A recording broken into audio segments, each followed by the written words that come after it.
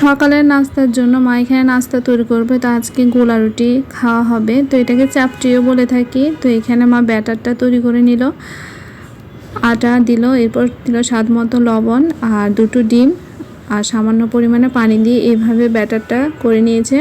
আর এখানে ফ্রাইং প্যানে সামান্য পরিমাণ তেল দিয়ে তো এখন এই গোলা রুটিটা তৈরি করে নিচ্ছে। এটা কিন্তু বেলাবেলি ঝামেলা ছাড়া খুব সহজভাবে তৈরি করে নেওয়া যায়, আর খেতেও কিন্তু দারুণ হয়। এই যে দেখুন একদম রুটির মতোই ফুলে উঠছে।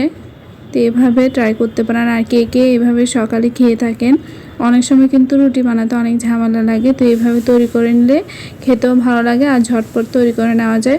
তো আজকে সকালের নাস্তায় এটাই তৈরি করে দিল। তো কার কেমন লাগে অবশ্যই কমেন্ট বক্সে কমেন্ট করে জানাবেন। এই যে সুন্দরভাবে রুটির মতো হয়ে গেল, বেলাবেলির ঝামেলা ছাড়া খুব সহজভাবে এইভাবে তৈরি করে নেওয়া যায়।